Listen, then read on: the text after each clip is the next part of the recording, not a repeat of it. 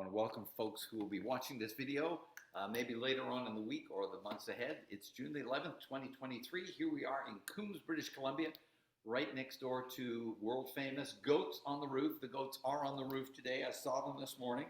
They say hello. It's been a busy week here because, well, there's lots of traffic and tourists that come through here. Today I'm going to talk about failing forward. Just a little experiment before we get into the message, and I want to see if we have any perfect people with us, either our online friends or here in the church community, any perfect people. And the way that we're going to, Barb put her hand up already. I actually thought that Rick was going to put his hand up for you. I'm married to a perfect woman. But to really determine whether you're perfect or not, I want to ask a couple of questions. And if you fall into any of these categories of failure, at the end, just raise your hand, okay? We'll only raise it once. We don't want to see too many of these things. So if you've ever failed at a test, if you've ever been cut from a team, if you ever didn't get a job or a promotion you wanted, if you've ever been impatient with a 3-year-old, if you've ever said the wrong thing or eaten with the wrong fork, or mismatched colors in your clothing outfit, raise your hand because you're a failure. Okay, Connie only raised hers halfway. Well, I didn't see those folks online, but I assume, oh yeah, Heather's waving badly. Yeah, because the reality is all of us have failed at some things. Now, most things that we fail at aren't really, they don't really harm us all that much, because most of us make slips ups or have setbacks, or any number of things can happen where we fail a person or ourselves or God. But of course, there are some other things that we failed at in life that have larger consequences. Things like marriages that didn't last, or relationships that dissolved that were toxic, jobs that just didn't work out because, well, maybe we weren't up for the task, or it was beyond our capabilities. Maybe educational opportunities that we lost, business ventures gone down the tubes, financial mismanagement, parental failures. I mean, there's any number of things that can have longer term kind of consequences for many people, including ourselves. Now, some failures that we experienced in life, we have to own that, right? There are some things that we did that we're responsible for because of bad decisions or choices we made. Maybe others perhaps because of character faults that we haven't addressed, bad habits that kind of created a problem in our own lives, or our inability to learn or modify our behavior, in other words, to produce a better result, to learn from our mistakes or failures, and to be a better person. Of course, some failures in our lives arise because of other people who created problems for us, or circumstances in life that seem to give us, a harder road to hoe. So there are any number of things that create failure for us, either personally, circumstances, or other people. So the reality is, whatever has happened that has caused us to fail in different parts of our lives, the real issue isn't whether you're going to fail, because all of us will fail. The issue is, will you fail forward or will you fail backwards? Will you fail forward or backwards? Will your failures defeat you and leave you kind of stuck in life, or will your failures enable you to grow from that mistake, to learn from the things that perhaps didn't go well, to invite God to do something new and better in your life, so that in actual fact, you learn from those things, you grow beyond them, and in actual fact, it becomes an asset for you for future things that you will face. And I've always thought that Jesus is one of the greatest teachers that had ever lived. And he wants each of us, I believe, to grow through our failures in order to become all we can do, all we can be, I should say, and to do all that still remains for us to do in this world. Because as long as we've got breath and life, as long as we have resources, either physical resources, financial resources, there's always something that we can do to make this world better for not just ourselves, but for our families and for people around us. So as long as we've got breath, there's something that we can probably do. And I think God has a purpose for all of us, no matter how old we are or young we are. Some of the greatest insights into failing forward, I think, can be found in this particular passage of Scripture, because you see Peter take a step of faith, and then, everything starts to fall apart for him. The passage that Barb read, Matthew 14, there's this one verse. Peter got out of the boat, started walking on the water. Wow! Amazing to imagine that he was like Jesus, able to start walking on water. And as he came towards Jesus, but he began to notice the strong winds, and he became frightened and began to sink, and he cried out, "Lord, save me." And immediately Jesus reached out his hand and grabbed him, caught him. One question that I always had about this particular story, the incident, is why didn't Jesus keep Peter from sinking in the first dive? I mean, Jesus had power to do that, right? Jesus could do any number of things. So why did Jesus allow Peter to start off strong and then to sink? Have you ever started off strong in something and then, for any number of reasons, it just kind of went south on you? Kind of like Peter, started off strong, man of faith, a bold person, courageous, steps out of the boat, I can do this, and then starts to sink. Why didn't Jesus just give him all he needed to cruise right on up to where Jesus was? Maybe the answer is that Jesus was prepared to see Peter start sinking, because Jesus believed that Peter could learn from that failure and not be defeated by it. Peter could learn from the failure and not let it defeat him. I think one of the great lessons from this story is that Jesus is far more interested in our character development than he is in always rescuing us in our failures. He can rescue us from our failures, but there's something more that Jesus can do. Is when we do fail, he can show us that there's actually a path forward for healing and to learn from those things, those failures, and to become a better person and a stronger person of faith.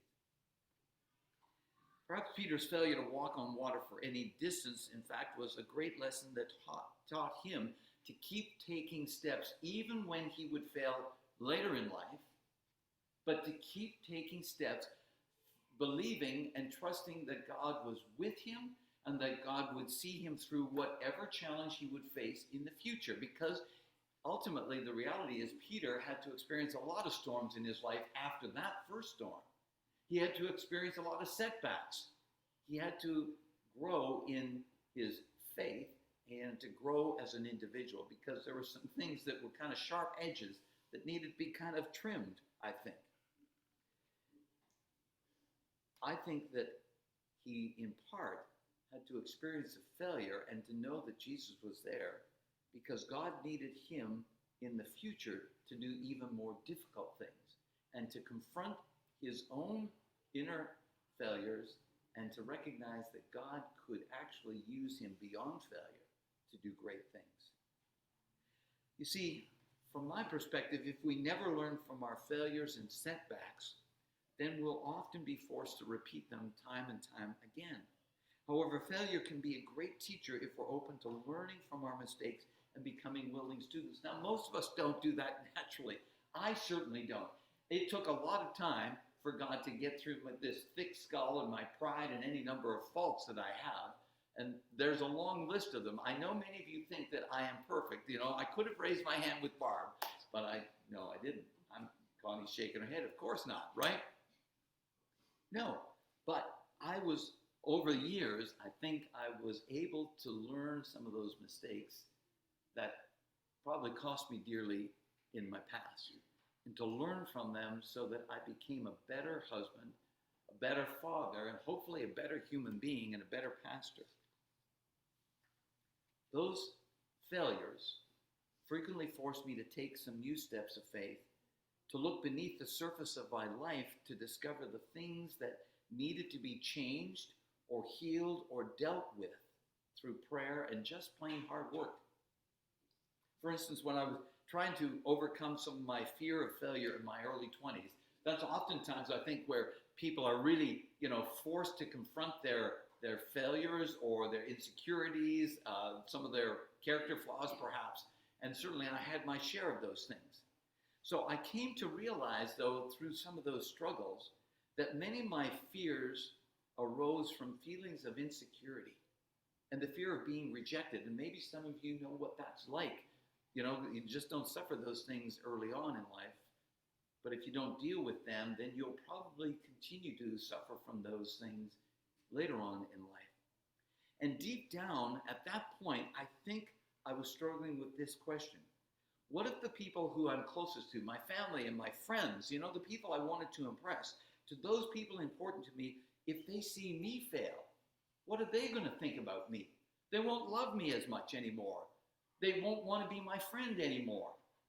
Have you ever struggled with those kind of feelings? That insecurity, and sometimes it's brought on by failures, or the feeling that if you fail at something, you're not going to be as well liked or as admired as maybe you want to be. Let's go back to that story.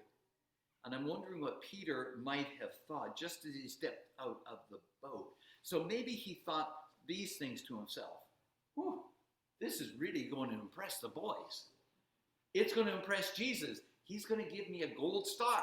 I'm going to go to the top of the class. I am going to be the leader of this ragtag group. Jesus' right-hand boy. I wouldn't doubt that's what I'd be thinking. Right? Watch these people. I've got so much faith in Jesus, I'm going to walk on the water. Wow. That's going to be a story to tell my kids. Or maybe he wanted to impress the friends in the boat who thought that Jesus was just a ghost. Peter believed that that wasn't a ghost, that was really the master. And when Peter began to sink, maybe the boat huggers were thinking, we knew he'd fail. He's always bragging and boasting, and now he's getting what he deserves. And maybe later, as Peter was drying off in the boat, he felt that he'd failed himself or Jesus. I felt that way at different points in my life. Have you ever felt that way? There's people around you, and it's bad enough alone to feel like you failed yourself for God. But it kind of gets doubled down when people around you, you really do know that they're thinking, less of you because you couldn't rise to the challenge, or your marriage failed, or you didn't raise your kids right, or you couldn't handle the job, or there's any number of things that we probably have failed at, where we were worried about what other people thought about that, or what God thought about it, or what we ourselves thought.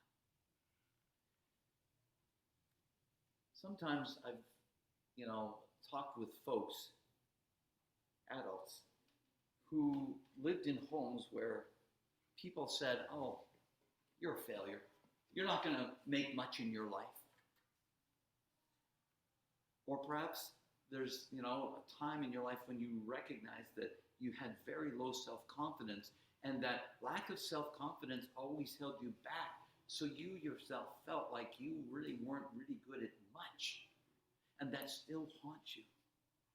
My experience is that all of us can do almost anything, though, when we know that we're surrounded by people who love us and care for us and encourage us, even when we fail, as long as you know that there's someone rooting for me, someone praying for me, that there are people who love me beyond my failures, my kind of character flaws.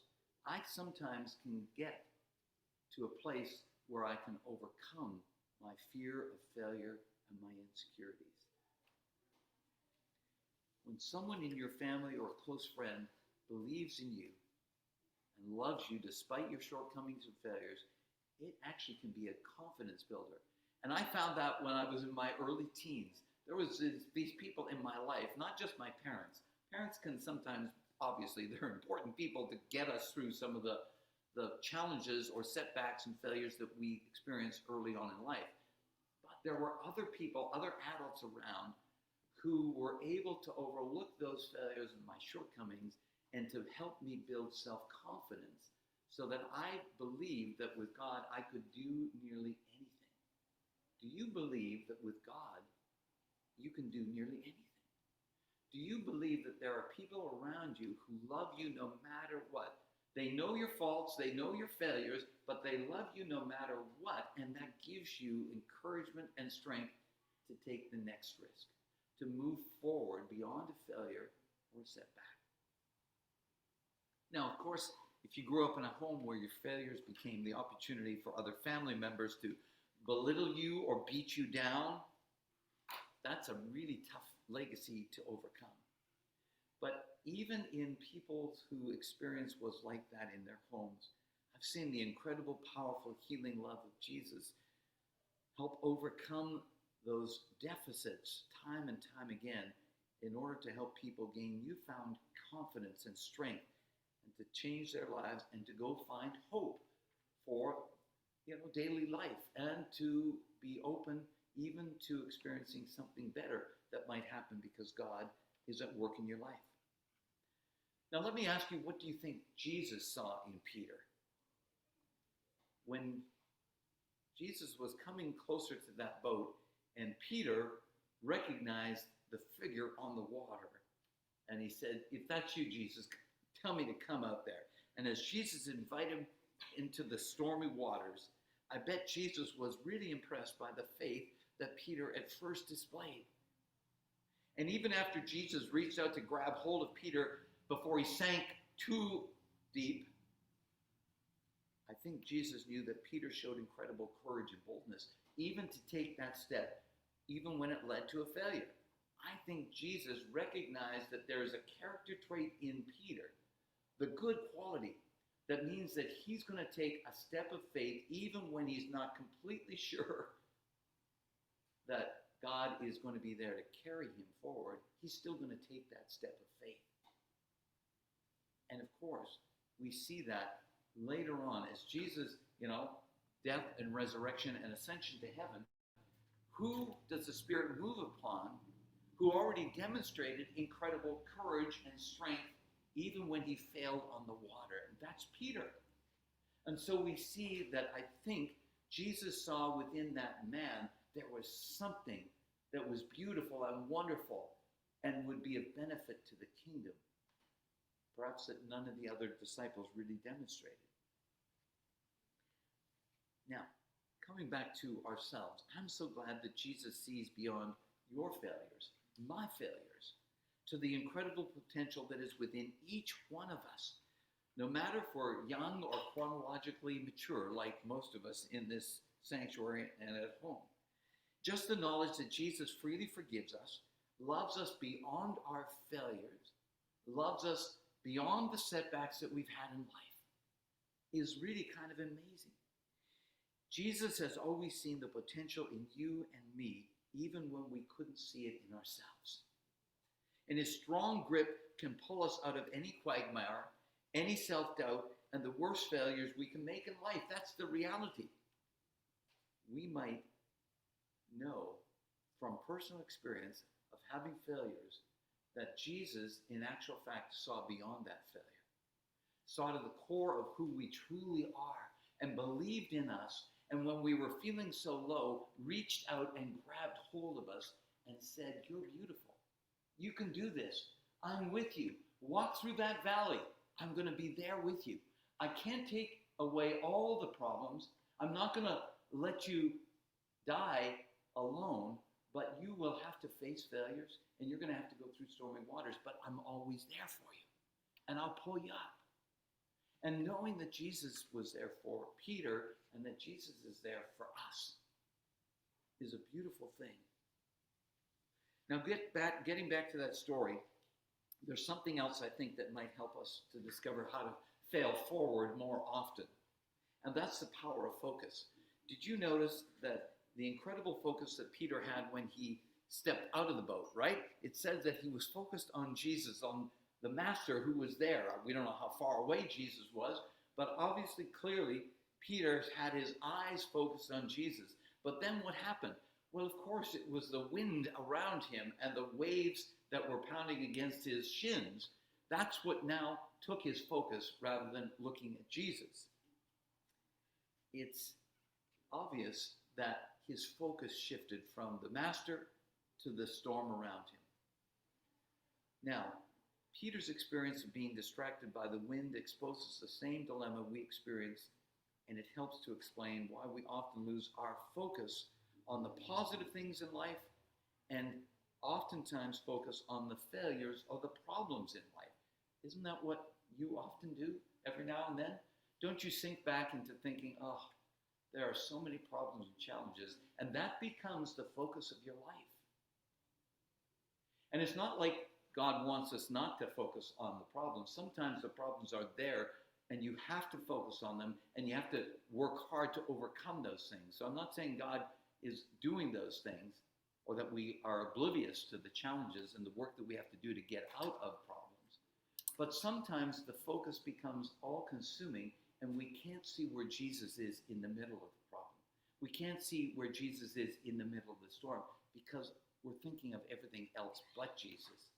And what Peter learned was when Jesus restored him, brought him up out of the depths, his focus was back on Jesus again. Jesus got him into the boat. That's an important lesson for us. There are so many things in this world today that we're going to pull our attention away from Jesus and from God. But Jesus is always there wanting to speak to us. Jesus is there always wanting to reassure us of his presence. Jesus is always there ready to grab us and help us as we face the storms of life or the failures and setbacks of life. So let me ask you, what is your mind focused on today? The failures and disappointments you experienced in the past? What could have been? What should have been? The storms you're facing even today? Instead, I would encourage you to focus on Jesus' love for you. Focus on his grace that can give a fresh start to every new day. Focus on his power that will give you strength to face any storm. Focus on learning the lessons that will always help you to fail forwards. I wrote down this quote some years back, and I felt like it was appropriate today to end this message. I don't know who it was that said it. I found over the years that growing a dynamic faith has more to do with hanging on to Jesus than living a storm-free life. Found over the years that a growing dynamic faith has more to do with hanging on to Jesus than living a storm-free life. Peter found that out. And he lived it out to his last dying breath.